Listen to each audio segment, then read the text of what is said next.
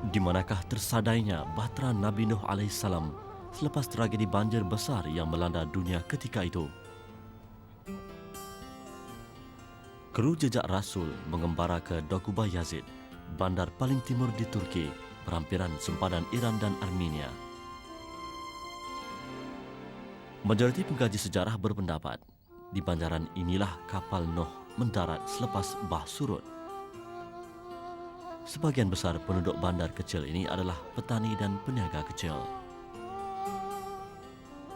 Banjaran Ararat yang melebihi paras ketinggian 3.000 meter seolah-olah memagari bandar ini di sebelah utara dan barat.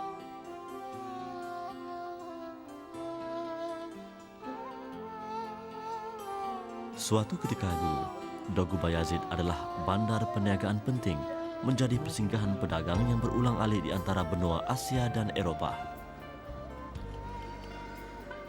Walaupun populariti Dokuba Yazid kini tidak sehebat dulu, bandar kecil ini masih dikunjungi orang luar yang ingin memasuki negara tetangga, Iran, melalui jalan darat.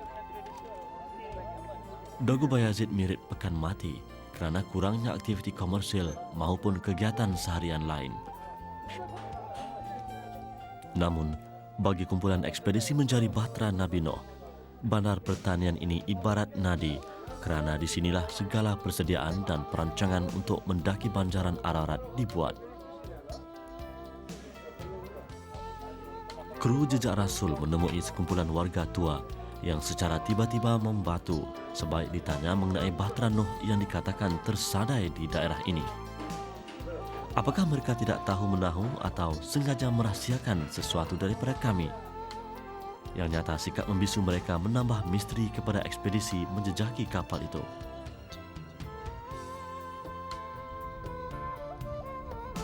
Wilayah Dokuba Yazid juga terkenal dengan tinggalan sejarah berusia ribuan tahun.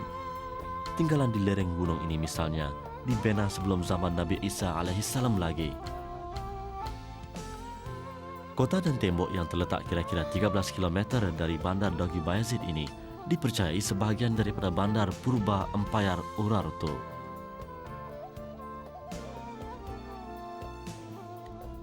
Empayar Urartu memerintah daerah ini sejak kurun ke-9 sebelum Masehi. Kawasan tanah tinggi ini terletak di kawasan strategik di antara tanah Asia di timur dan Anatolia, nama lama Turki di barat. Tembok besar lagi kukuh mirip kubu tentera ini dibina bertujuan mengawasi keselamatan kota atau mematah serangan musuh. Kota lama ini bukan satu-satunya tinggalan sejarah di Dokuba Yazid. Terletak kira-kira 5 km dari sini, tersergam sebuah mahligai indah berusia lebih 300 tahun.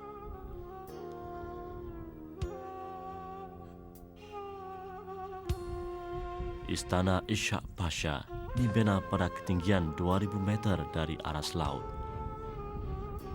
Mahligai yang terletak 8 km dari bandar Dokuba Yazid ini dibina Gubernur Kerajaan Islam Utsmaniyah pada 1685, Shildiroglu Chola Abdi Pasha. Anak Abdi Pasha, Ishak Pasha, kemudian membuat kerja-kerja pembesaran dan pengindahan sehinggalah istana ini siap sepenuhnya pada 1784. Seni bina istana ini menggabungkan nilai-nilai seni Utsmaniyah dan Saljuk, seperti ukiran menarik bertemakan tumbuh-tumbuhan pada dinding dan gerbang. Gabungan pengaruh Utsmaniyah Saljuk ini turut dimanifestasikan pada bingkai jendela. Istana Ishak Pasha merupakan kompleks bersepadu yang turut menyediakan sebuah masjid untuk kemudahan beribadat. Di ruang inilah pembesar Utsmaniyah berjemaah bersama warga istana sekaligus mengukuhkan silaturahim dan merapatkan jurang perbezaan antara raja dan rakyat. Selain masjid, kompleks istana Ishak Pasha turut menyediakan tempat tinggal untuk pekerja lelaki dan wanita, madrasah, dapur dan tempat mandi. Dikatakan istana ini mempunyai 366 bilik seperti ini. Perkara yang sangat menarik mengenai istana ini ialah sistem pemanas hawa atau heating yang digunakan pada musim sejuk. Bahan api dibakar di dalam ruang khas atau pendiang yang bertindak menyalurkan haba ke seluruh bahagian bilik. Setiap bilik mempunyai sekurang-kurangnya satu pendiang.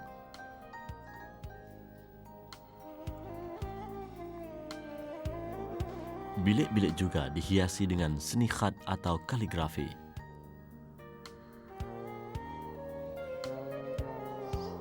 Menurut catatan, keseluruhan kompleks Ishak Pasha merangkumi kawasan seluas 7,600 meter persegi, manakala luas binaan pula 5,750 meter persegi. Menurut penduduk tempatan, Ishak Pasha dan bapanya, Abdi Pasha, turut dimakamkan di sekitar kawasan istana ini.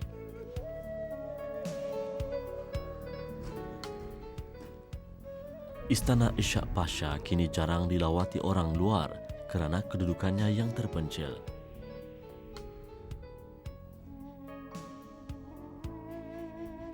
Menurut seorang penduduk tempatan yang juga pengusaha hotel terkemuka di Dagu Bayazid, Ilhan Bulut, 32 tahun, pelancong lebih gemar ke destinasi lain seperti Istanbul dan Izmir yang lebih membangun.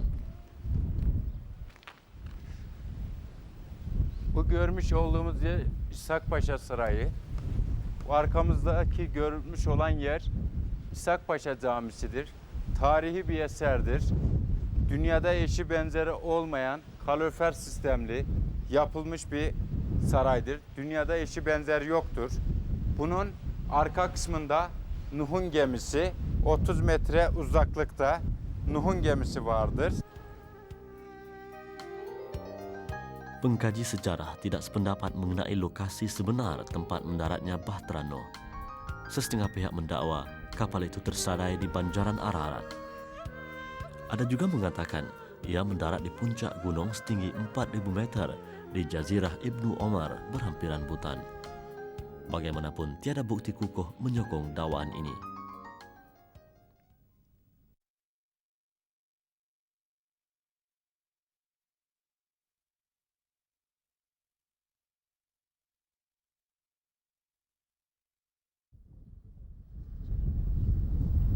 Banjaran Ararat terletak 35 km dari Dagu Bayazid. Jika benar Bahtera Noh tersadai di puncak Ararat setinggi 5,165 meter ini, tugas menjejakinya sudah tentu mencabar, malah boleh mengancam nyawa. Puncaknya diliputi ais dan dipenuhi jurang curam berglasier. Pada musim dingin, ribut sering melanda dan suhu boleh turun mendadak mencapai 50 darjah Celsius di bawah paras beku. Kisah banjir besar yang menimpa kaum Noh diceritakan di dalam surah Al-Qamar ayat 11 hingga 12. Maka kami bukakan pintu langit dengan menurunkan hujan yang mencurah-curah, dan kami jadikan bumi memancarkan mata air di sana-sini, lalu bertemulah air langit dan bumi itu untuk melakukan satu perkara yang telah ditetapkan.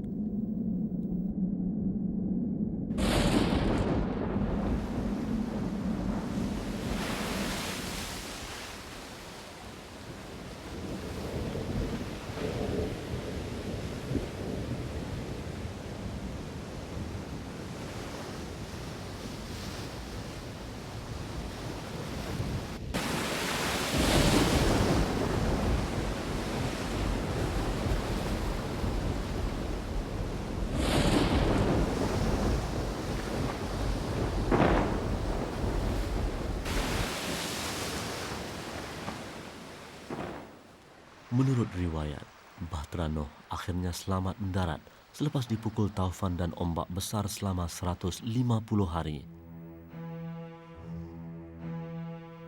Ini gambaran artis mengenai kedudukan kapal Noh dan bagaimana Bahtera itu reput sedikit demi sedikit. Dan inilah tinggalan Bahtera Noh yang berjaya kami kesan di Bukit Judi setinggi 2,060 meter, 25 km di selatan Gunung Ararat. Dan diperintahkan kepada bumi dan langit, wahai bumi, telanlah airmu, dan wahai langit, berhentilah daripada curahan hujanmu, dan surutlah air, serta terlaksanalah perintah itu. Dan Bahtera Nabi Noh itu pun berlabuh di atas Bukit Judi, serta diingatkan kebinasaanlah akhirnya bagi orang-orang yang zalim. Kesahihan sisa Bahtera Noh ini telah disahkan Ron Wyatt, seorang saintis, dan David Faisal, pakar marin yang telah membuat kajian saintifik di kawasan ini pada tahun 70-an dan 80-an. Hasil kajian terperinci menggunakan teknik Subsurface Interface Radar Scan. Kedua pakar itu merumuskan panjang Bahtera Noh kira-kira 172 meter, tinggi 17 meter dan lebar bahagian tengah 46 meter.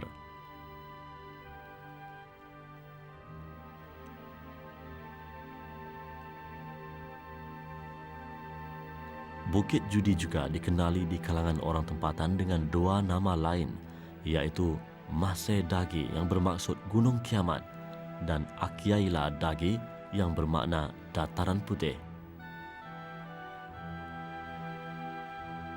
Berdasarkan tinggalan ini, Bahtera Noh mendarat dengan kedudukan bahagian depan kapal tersadai di tanah lebih tinggi menghala ke selatan, manakala bahagian belakang atau buritan di kawasan lebih rendah menghala kutub utara. Menurut ulama bahasa Arab, penggunaan perkataan istawa di dalam ayat 44 surah Hud mempunyai maksud tersembunyi. Istawa membawa arti duduk yang tegak atau stabil, tidak condong atau bergoyang. Dengan mendaratkan bahtera tersebut secara tegak, maka tenteramlah hati Nabi Nuh alaihissalam dan pengikutnya yang beriman, serta mudahlah bagi mereka untuk turun semula ke daratan setelah banjir surut. Misteri Bahtera Noh turut menarik minat orang Kristian dan Yahudi.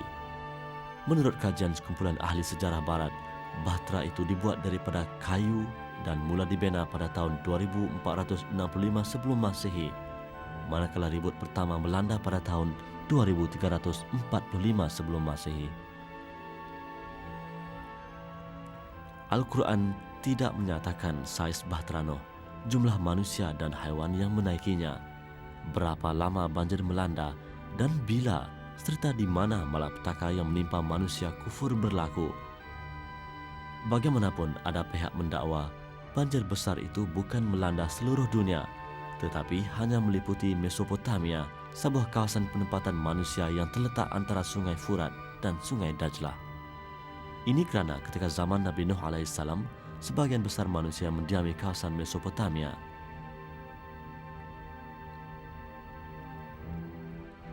Satu lagi aspek yang cuba dibongkar ialah bahan-bahan serta teknologi yang digunakan untuk membuat Bahtera Noh. Majoriti pengkaji berpendapat kapal itu dibuat daripada kayu. Tetapi bagaimana manusia ketika itu mampu membina kapal yang besar lagi kukuh masih menjadi misteri. Ada pendapat mengatakan Nabi Nuh alaihissalam bersama manusia beriman mula menaiki bahtera yang mereka bina bersama pada 10 hari bulan Rajab. Kapal itu kemudian terumbang-ambing dipukul ribut dan ombak besar selama 5 bulan. Setelah banjir surut dan bahtera selamat mendarat, Nabi Nuh alaihissalam tidak turun tetapi terus tinggal di perut kapal selama sebulan lagi. Hanya pada 10 Muharram, Nabi Nuh alaihissalam dan pengikutnya keluar untuk memulakan hidup baru. Benim adım Hasan Özer. Ben bu köyde oturuyorum. Benim yaşım 55'tir. Burası Cüdü Dağı, Nuh'un gemisidir. Nuh gemisi buradır. Burası Nuh'un gemisi. İslam ülkelerine ve Türkiye'ye hayırlı olsun. Catatan hidup baru Nabi Nuh alaihissalam selepas tragedi itu dimulakan tanpa kehadiran isteri baginda dan seorang anak lelakinya, Kan'an. Mereka dilemaskan banjir sebagai hukuman ke atas kekufuran mereka.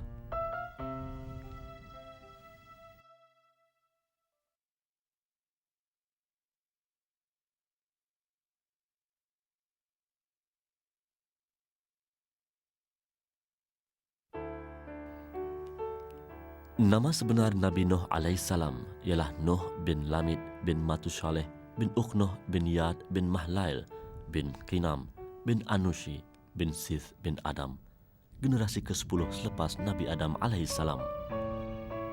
Dikatakan nama sebenar baginda ialah Syakirin. Nuh adalah gelaran bermakna tangisan kerana baginda terlalu sedih mengenangkan kedegilan kaumnya yang enggan menyembah Allah Subhanahu wa taala. Majoriti penduduk di Bukit Judi dan kawasan berhampiran adalah petani. Mereka mengusahakan tanaman sayuran dan buah-buahan serta menternak ayam dan lembu. Untuk menambah pendapatan, mereka memanfaatkan hasil bumi kurniaan Allah Subhanahu wa taala. Pokok gandum yang telah dituai dikisar menjadi bahagian-bahagian yang lebih kecil. Bahagian ini kemudian diproses menjadi makanan ternakan. Pokok gandum yang telah dicampur tanah liat pula digunakan untuk membina dinding atau bumbung rumah.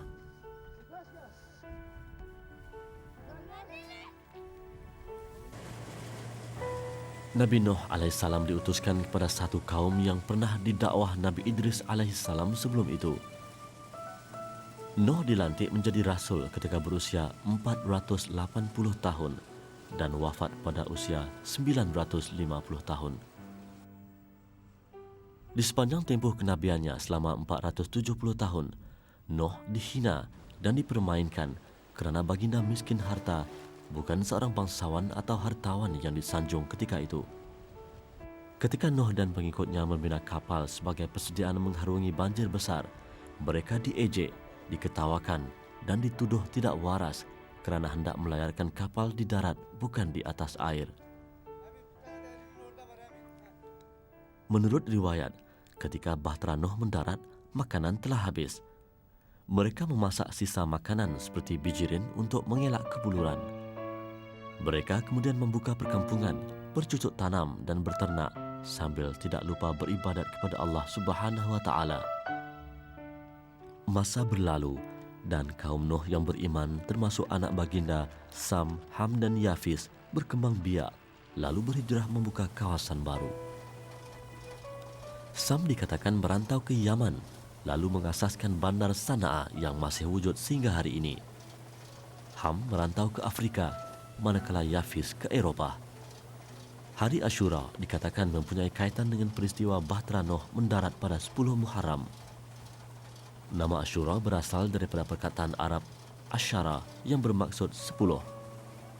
Hari Ashura yang jatuh pada 10 Muharram antara hari-hari yang dimuliakan Allah Subhanahu wa taala.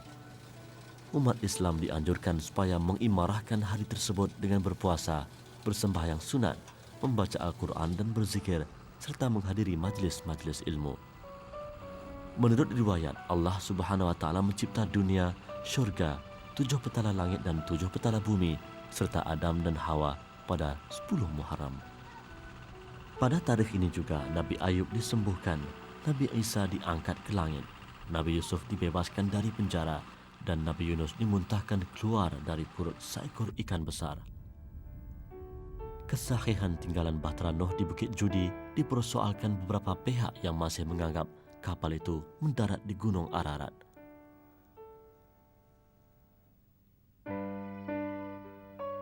Dr. John Montgomery di dalam bukunya The Quest for Noah's Ark mendakwa seorang rahib pernah menemui bangkai bahtera itu di puncak Ararat pada 1670. Charles Sellier dan David Balsiger di dalam buku The Incredible Discovery of Noah's Ark melaporkan seorang kanak-kanak Armenia, George Hagopian, pernah mendaki Ararat 2 kali pada 1901 dan 1904 dan melihat sendiri sisa bahtera Nuh yang terbenam di dalam tasik beku. Bagaimanapun semua dakwaan itu tidak disokong bukti kukuh seperti gambar maupun kajian saintifik. Ekspedisi menjejaki bahtera Nuh masih diteruskan hingga ke hari ini. Beratus buah buku dan artikel telah ditulis dan sekurang-kurangnya 12 badan antarabangsa mengumpul maklumat daripada orang ramai menerusi jaringan internet. Apakah yang kami temui ini benar-benar tinggalan bahtera Nabi Nuh? Hanya Allah Subhanahu wa taala yang Maha mengetahui. Yang pasti, apa yang kami jejaki di Bukit Judi adalah penemuan sejarah paling meyakinkan setakat ini. Dan yang paling penting, masyarakat tempatan sendiri pasti di sinilah bersemadinya warisan Nabi Nuh yang dicari-cari selama ini. Al-Quran menyebut bahtera Nabi Nuh tersadai di Bukit Judi. Namun, ia tetap menjadi misteri kerana Al-Quran tidak menyebut di mana lokasi. Walau apapun bagi kami, kenangan manis di Bukit Judi tetap tersemat di hati, bersulam iktibar kisah perjuangan seorang Nabi.